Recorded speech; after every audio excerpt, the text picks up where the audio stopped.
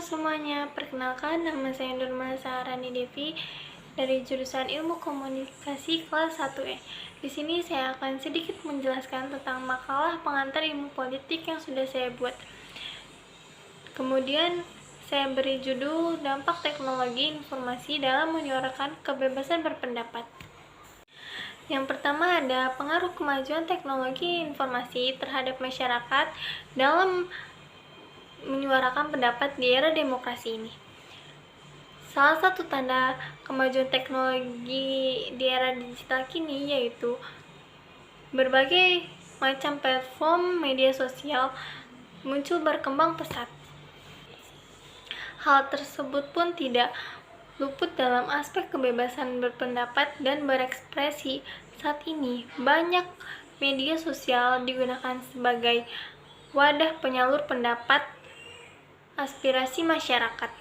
Sebagai salah satu bentuk kegiatan berdemokrasi, lantas seberapa besar peran media sosial sebagai corong aspirasi masyarakat? Saat ini media sosial menjadi salah satu wadah yang berperan besar bagi masyarakat untuk berpendapat dan efektif sebagai wadah aspirasi masyarakat yang tidak bisa menyuarakan pendapatnya secara langsung seperti berdemonstrasi. Era digital merupakan era yang menyediakan ladang pembuka peluang besar bagi masyarakat untuk turut adil dalam menyuarakan pendapatnya maupun aspirasi sebagai rakyat. Media sosial merupakan salah satu hal yang muncul sebagai implementasi berdemokrasi bagi masyarakat. Dalam menggunakan media sosial harus dimaknai dengan baik dan bertanggung jawab. Apa yang kita suarakan menyalurkan aspirasi harus dengan cara yang sesuai dengan topik atau isi masalah. Argumen yang disampaikan harus dengan benar dan sesuai dengan masalah atau peristiwa tersebut agar dapat didengar oleh pemerintah atau pihak yang terkait. Pemerintah menuntut keaktifan masyarakat dalam mengkritik pemerintah, namun pernyataan tersebut menimbulkan polemik berbagai kalangan.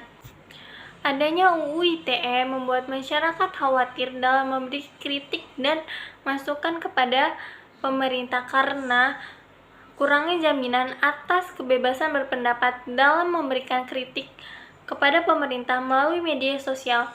Maka kebebasan berpendapat dan berekspresi merupakan hak dasar yang harus diberikan kepada seluruh masyarakat dalam negara demokratis. Dalam berkembangnya kebebasan berpendapat dan berekspresi menemui jalan terjal dengan penerapan pasal 310 dan 311 KUHP yang mengancam kemerdekaan masyarakat dalam menyatakan pendapat. Tulisan ini bertujuan menelusuri hak kebebasan berpendapat dan berekspresi dalam koridor hukum nasional, terutama pasal 310 dan 311 KUHP. Dengan begitu, ditemukan formulasi yang tepat mengenai kebebasan berpendapat dan berekspresi dalam hukum nasional Indonesia. Penelitian ini merupakan penelitian hukum normatif empiris dengan menganalisis peraturan perundang-undangan yang berkaitan dengan topik dan juga melaksanakan pengumpulan data lapangan dan dari para penegak hukum akademis untuk mengetahui penerapan hukum terkait pasal 310 yang membahas tentang pencemaran nama baik, pasal 310 KUHP yang terlibat. Yang kedua, dampak teknologi informasi dalam menyuarakan pendapat. Adanya kemajuan teknologi informasi kini membuat masyarakat mudah menyerap informasi dalam hal apapun.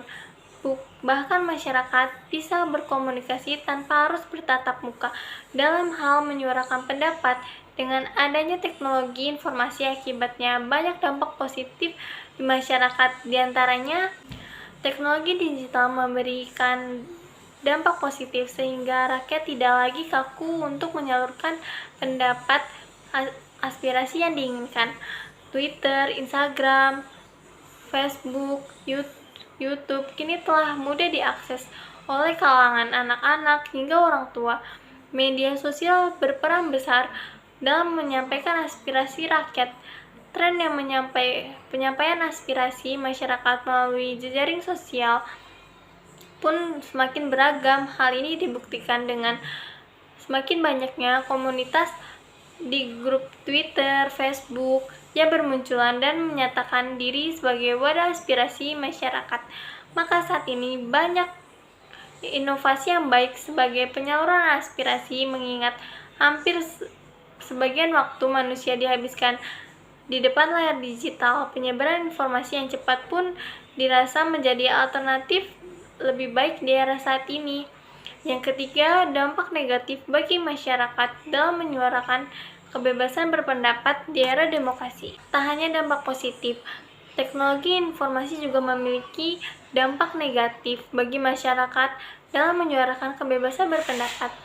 Warga negara dengan dapat seenaknya mengomentari pendapat orang lain tanpa menggunakan bahasa yang baik dan sopan, dan memiliki beberapa dampak yang lain juga, diantaranya keamanan data. Teknologi informasi dan komunikasi bekerja dengan menghimpun sejumlah besar data dan penyimpanan dalam satu tempat. Ini berupa informasi pribadi mengenai individu atau organisasi. Sebab jangan pernah berikan data pribadi apalagi ke situs yang tidak terpercaya. Yang kedua, kehidupan sosial. Kehidupan sosial TIK turut mengatur cara kita bersosialisasi dan berkomunikasi. Semenjak ada TIK, kita lebih sering bersosialisasi melalui perangkat digital daripada melalui kehidupannya.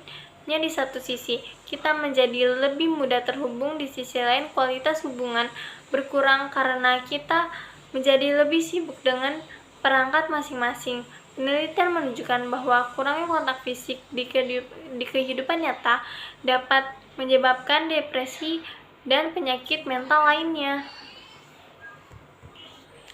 Yang ketiga, kecanduan. Media sosial, game, komputer, dan yang lainnya dapat membuat kita ketagihan media sosial. Dengan figur scroll tanpa batasnya bisa membuat Anda lupa waktu, sama saja dengan game yang perlu dimainkan sampai akhir.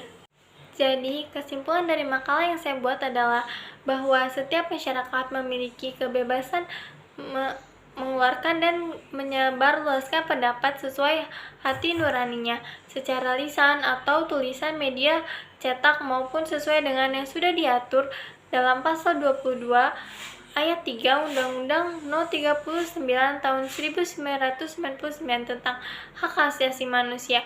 Akan tetapi, sebagai masyarakat juga dalam menyampaikan pendapat harus sesuai dengan fakta dan juga memperhatikan nilai-nilai agama agar tidak ada pihak yang dirugikan serta tidak menimbulkan kekacauan atas aspirasi atau pendapat yang kita sampaikan. Seharusnya untuk masyarakat, apabila ingin menyampaikan kritik atau saran ke pihak lain, harus disampaikan secara baik, sopan, dan memahami tata cara menyampaikan pendapat yang baik dan benar.